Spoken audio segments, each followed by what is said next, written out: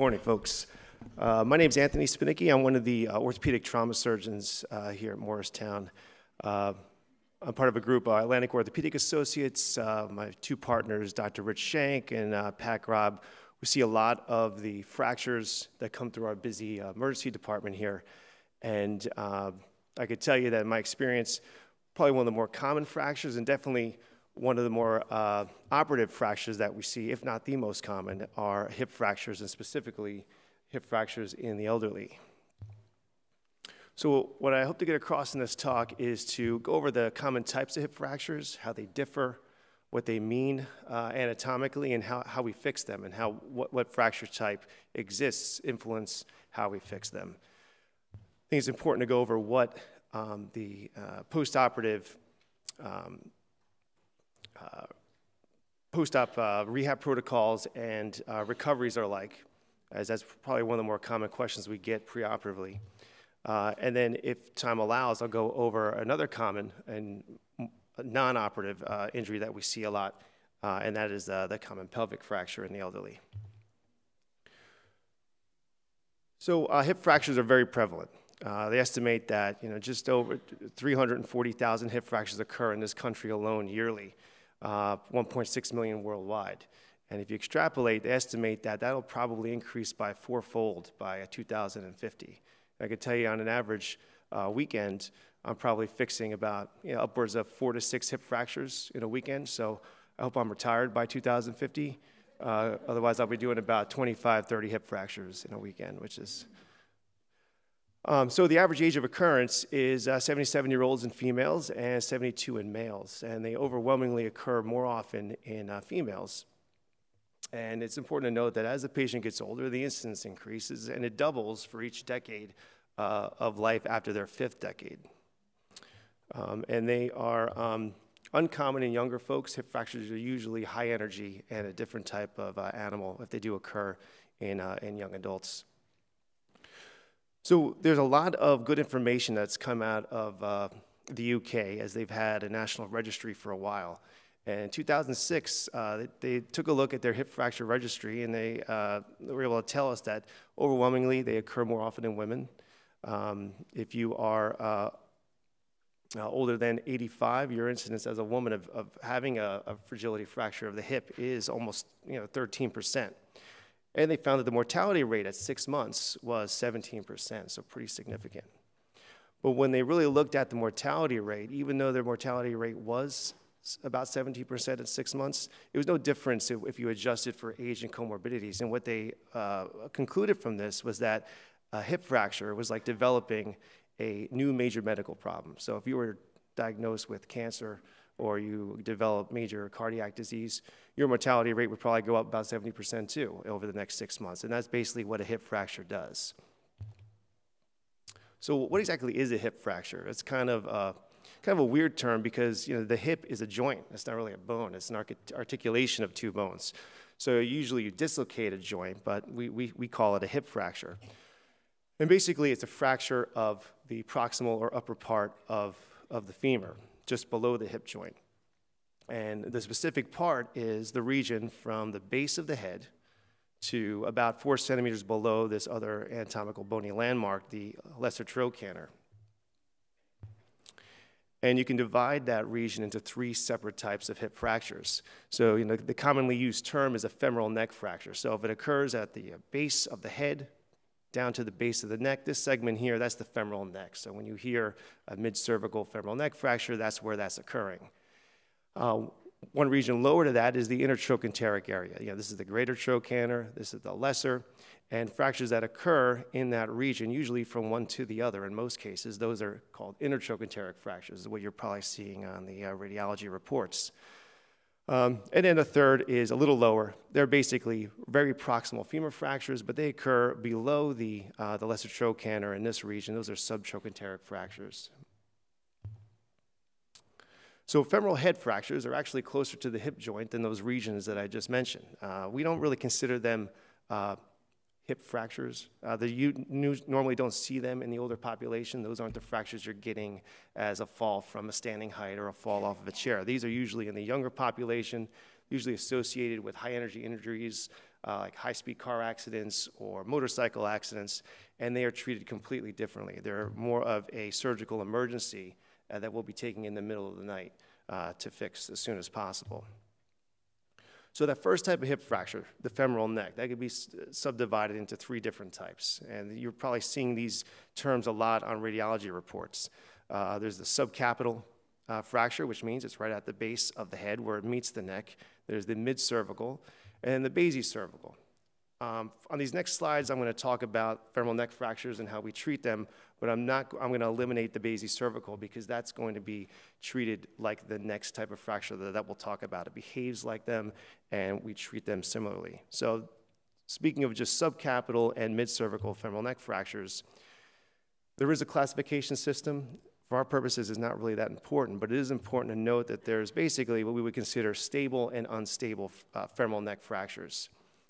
The stable being the hairline type, where there really is no displacement, and then there's the valgus impacted type, which I'll explain on the next slide. And that is opposed to the unstable fractures, where they're very angulated or completely displaced. This is what we call a valgus impacted femoral neck fracture. And what that means is that it has been angulated, and the femoral neck has actually been telescoped or pushed into the femoral head. And that could be equated to an ice cream cone. You know, if the cone is pushed into a scoop of ice cream, you can actually turn it upside down. It's not going to fall off. And in the same way, this type of hip fracture is considered stable. More stable than if, obviously, the ice cream fell out of the cone, as these unstable types are. The other important difference is there's a consideration with regards to the blood supply to the femoral head. So the blood supply comes off of a branch of the femoral artery, the deep femoral artery, and it forms this vessel that goes around the femoral neck. It's called the medial femoral circumflex, and it actually enters the bone at the mid-cervical level, and that's the blood supply to the femoral head. So you can imagine if you have fractures in that region, there's a good chance that it's going to be disrupted, but the more unstable or displaced it is, then the more likely that you're going to have disruption, and that can lead to a complication or a sequela down the road that we call avascular necrosis, or also called osteonecrosis, which is essentially death and collapse of the femoral head, which would lead to the need for a hip replacement. So if you have a stable femoral neck fracture, and that was that non-displaced or that valgus impacted type we talked about, how we usually treat these is with actually fixing the bone with internal fixation. You probably hear the common term hip pinning or open reduction internal fixation, but what we do is we actually pin the hip in the stable alignment that it's in. On the right here, this is the patient's other hip. This is obviously the fracture I showed you before, but if we were to draw a line down the center of the femoral neck, it actually ends at the apex of the femoral head. And that's the normal bony alignment. If we did that on the other side, it's nowhere near it. And you can see that the alignment is off. You know, if you were to draw a line, this is actually a different trajectory, but that's okay because when you bear weight, you're pushing that scoop of ice cream down onto the cone. You are adding to that stable alignment. And so what we do is simply pin it in place. You know, through a small incision, we'll insert these pins, but what they are is just cannulated screws that allow the compression to continue as the patient walks on it and also locks the alignment into place. So first, these unstable fracture patterns, we do something totally different. Instead of fixing the bone, we don't fix the bone because there was that risk of the avascular necrosis. If we were to try to align it and pin it in place, it ultimately is going to fail. And so what we do instead is put in a type of hip replacement, an arthroplasty. And the majority, especially in the elderly population, are these half of hip replacements or hemiarthroplasties. Here you can see this is a totally different fracture from the one I just showed you. Here's the bottom of the head, and here's the bottom of the neck. So this is completely fallen off. And so what we'll do instead is remove that fractured neck and head and replace it with the hemiarthroplasty. This is a stem that goes down the inside of the canal of the femur, and then this is a prosthetic femoral head that will go into the native socket. So any questions on femoral neck fractures at this point? Okay, so going one region lower now. So this is the peritrochanteric fractures. I'm going to combine what we call the intertroch and the subtroch fractures. And I'll include basicervical fractures. Those are lower femoral neck fractures that really don't fall into the classic femoral neck category. These are not as prone to that sequela, the avascular necrosis, because these tend to occur lower or more distal to where the blood supply enters the femoral neck. So majority of the cases, almost all of them, we are fixing these. We're not replacing the bone. And the risk of the avascular necrosis is very, very minimal, almost non-existent. This is an example on the left here of an intertroch fracture. So this is a fracture line that ran from the greater to the lesser, and you can actually see the lesser fracture is broken off. This is a more unstable type of intertroch fracture. You can see it runs from the lesser down the shaft. This is what we call a reverse obliquity type. So instead of replacing it, like I said, we fix these. And the traditional options for fixing these type of fractures are what we would call a hip screw and side plate, which was the more commonly used implant maybe about 20 years ago. And it's basically a side plate that holds this lag screw. It's basically a screw that goes into this barrel, which is hollow, and it crosses the fracture. And as the patient puts weight on it, it allows the screw to slide in the barrel, compressing the fracture. It increases healing, and it allows the patient to get up and going sooner. As you can see, that's the fracture line. Now the more commonly used implant is an intramedullary nail. And this is done through smaller incisions. The outcomes are just about the same. I think it's probably easier to do, so surgeons are doing this more often. And it's basically a nail that we insert down the intramedullary canal with a lag screw that does the same thing as that hip screw I showed you before. It allows the patient to put weight on it and compress the fracture, which leads to healing.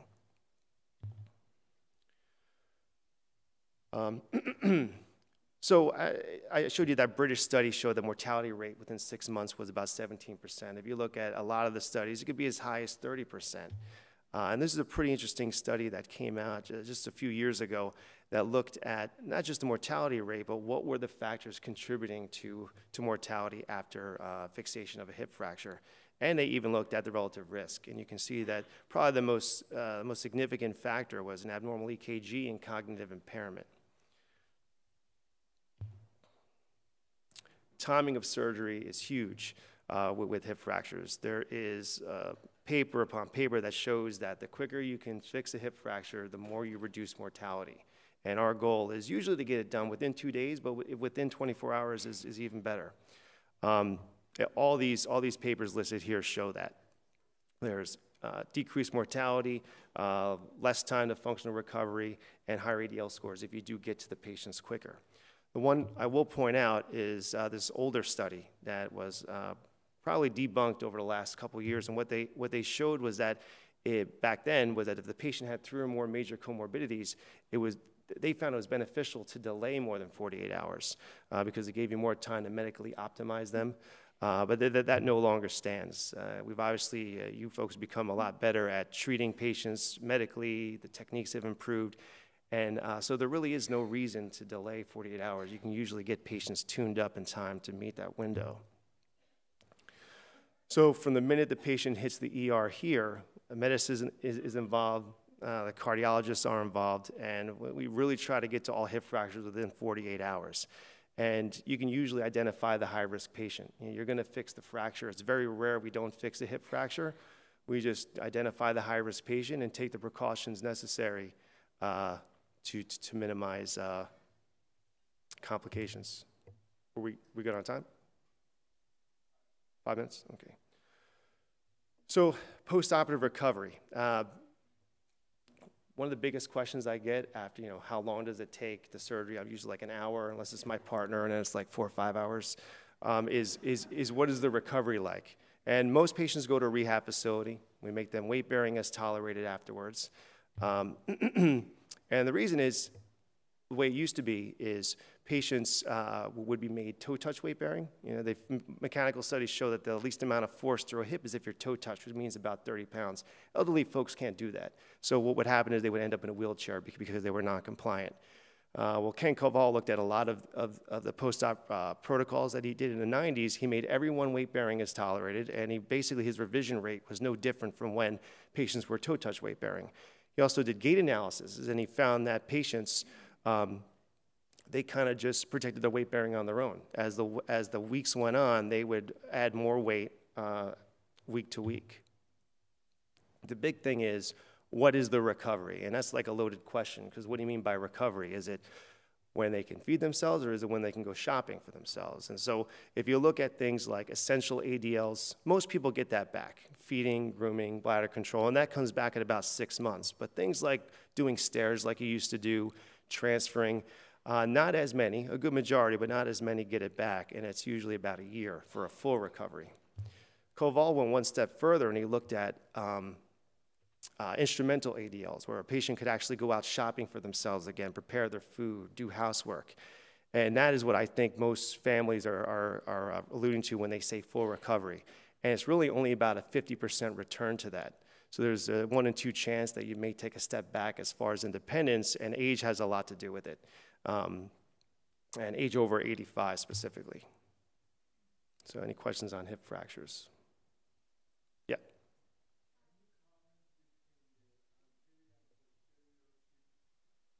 Hip replacement? There's going to be a hip replacement talk coming, but that has to do with the approach, how you get into the joint. There's arguments 2 and 4 each type, but I think Dr. Lombardi is going to do a talk on that. We'll get to that.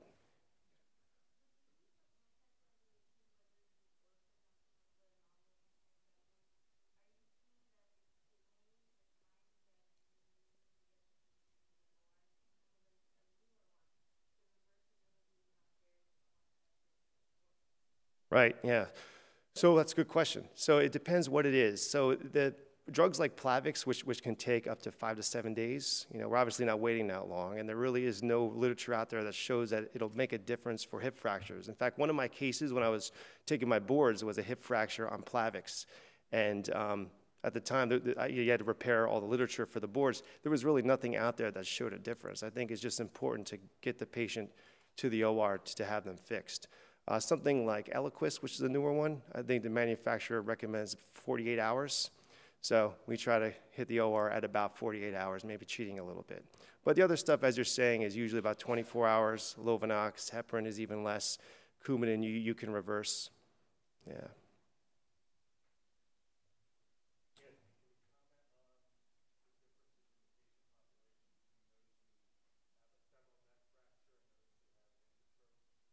Right, yes. So the intertrachs tend to be younger patients. It takes a little bit more higher energy to fracture an intertrach just because of the width of the bone, whereas the more elderly population tends to be a femoral neck. The femoral necks are much more common than intertrachs. Yeah.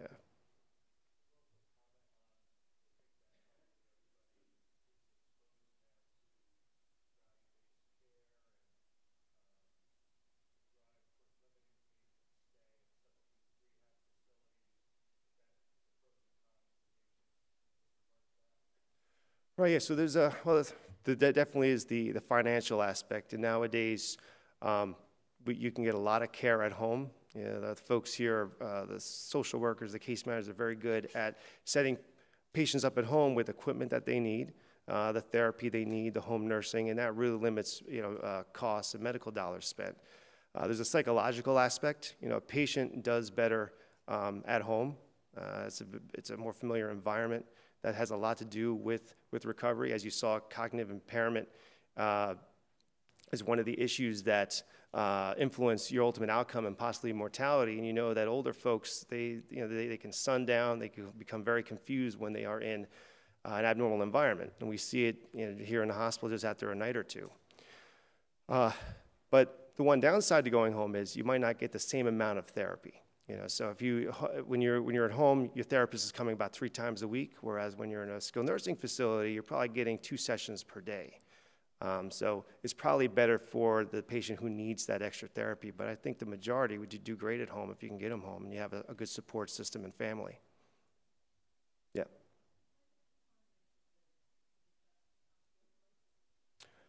Yeah, so it's, women live longer, number one, so that's more time that they can become osteoporotic, but yes, the incidence of osteoporosis is much higher in women. Actually, I had a little, I'll just do this quickly. I was going to talk about, just quickly, the atypical fractures that you get from taking diphosphonates, but in here you can see that,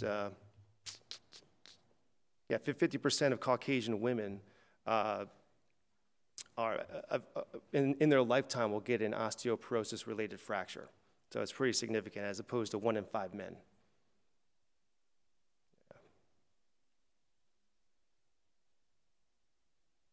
Plus the women probably, they're picking up the slack for all the guys, doing all the work, falling, tripping, you know. All right.